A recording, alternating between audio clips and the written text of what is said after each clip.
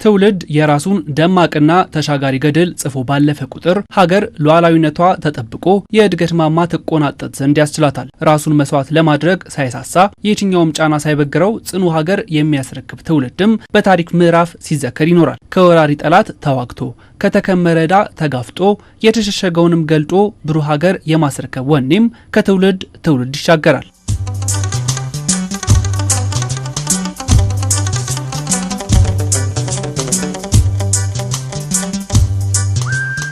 በትውልድ ቅብብሎሽ የተገኙ ድሎች የመኖራቸውን ያህል ሲንከባለሉ የመጡ በጋራ ጥረትም እልባት ሊበጅላቸው የሚገቡ ጉዳዮች አሉ። በዘመናዊ መንገድም በባህላዊ የፖለቲካ መንገድም ተጉዘን እየተንከባለሉ እስካሁን ድረስ የደረሱ የፖለቲካ ችግሮች አሉ።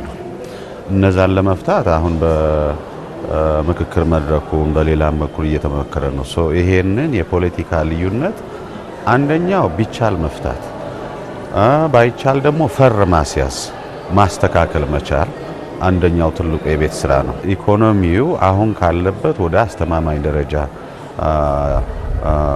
መምራትና እዛ መድረስ ሌላው የቤት ስራ ነው። አሁን ትልቅ መነቃቃት አለ፣ ማንሰራራት አለ፣ በዛ ላይ መቀጠል ነው። ሶስተኛው የብሔራዊ ጥቅም ጉዳይ ነው። እንግዲህ ብሔራዊ ጥቅሞቻችን ብዙዎች ናቸው። የተፈጥሮ ሀብትን ከመጠቀም አኳያ አንስቶ ሰፊ የዲፕሎማሲ ስራ የመስራት የባህር በር እነዚህ ሁሉ በርካታ ነገሮች ናቸው። የጀግንነት መታሰቢያ የአድዋ ድል መዘከሪያ በሆነችው ወርሃ የካቲት ለተሻለ ሀገራዊ የልማት ጉዞ ወኔን ማሰባሰብ የግድ ሆኖ ይገኛል። የዘመኑ አብዮት የሆነው የዲጂታል ቴክኖሎጂ ዓለም ደግሞ ለተሻለ ግብ የሚያነሳሳ እድል ሆኗል። ወሩም ራሱ ድል ያደረግንበት ነው። ወጣቶቻችን ደግሞ ዳግም አድዋን እንዲያመጡ ዳግም አድዋን እንዲያሳኩ ይጠበቃል። አንዱ ዳግም አድዋ በገርድ ያመጣ ነው። ከወጣቶች ደግሞ ብዙ ኤክስፔክት የሚያደርገው ወጣቱ ትውልድ የአባቶቻችንን ድል ኦኔ ወስዶ በዛ ልክ በዲጂታል ቴክኖሎጂው መድገም አለብን ብለን እናስባለን። ለዛ የተጀመሩ ነገሮች አሉ እንደ ሀገር እሱን በደንብ ማጠናከር በኤአይ የተጀመሩ ስራዎች አሉ፣ በኢንሳ የተጀመሩ ስራዎች አሉ።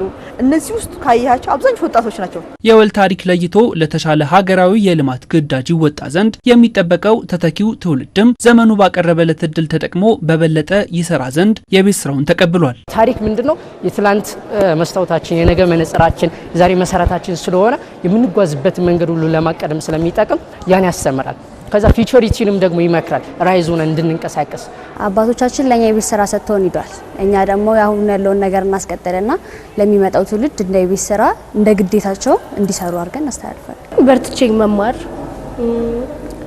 አገሬን ፍቅር እያንጸባረኩ ማደግ ነው ያለብኝና ለቀጣዩ ትውልድም መስራት ያለብኝ ማገልገል ያለብኝ ባወኩት በተማርኩት በማውቀው የሙያ ዘርፍ አገሬን በታማኝነት በማገልገል ወዘተረፈ ከኔም አልፎ ደግሞ ለሚተካው ትውልድ እንደዚሁ የአገር ወዳድነትን ስሜት እያንጸባረኩ ማለፍ አለብኝ።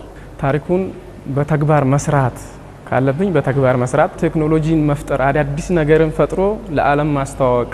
በአረም እሱ ነገር ለዓለም ሲያስተዋውቅ ሀገሪቱም ለዓለም ትተዋወቃለችና ይሄን በቃ እያስተዋወቅን በቴክኖሎጂ የሰፋን ትውልድ ብንሆን እንደ የቤት ስራችን ነው።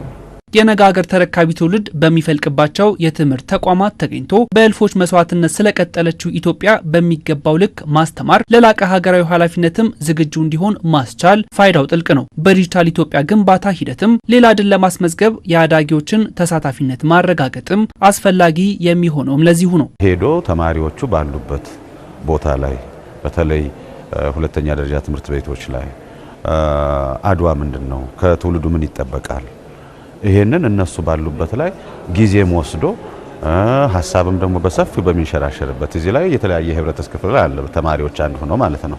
ስለዚህ እዛ ላይም መድረኩን ፈጥሮ ትውልድ በራሱ ተመራምሮና ራሱ ከልቦናው አፍልቆ ይሄ ነው የሚጠበቅብኝ ማለት የለበትም። የለም ይሄ ይጠበቅብሃል፣ ይሄንን ያንተ የቤት ስራ ነው መጨረስ መቻል አለብህ የሚለውን ነገር ማወቅ አለበት። በዲጂታላይዜሽንም ሌላ ድል እናስመዘግባለን ብለን እናስባለን። ዲጂታል 25 ላይ እንደ ሀገር በጣም ጥሩ ውጤቶች አምጥተናል። ዲጂታል 2030 ላይም ደግሞ በጣም ለዛ የሚሆኑ ብዙ ስራዎች የተሰሩ ነው። በእርግጠኝነት የተሳኩ ስራዎች እንሰራለን ብለን እናስባለን።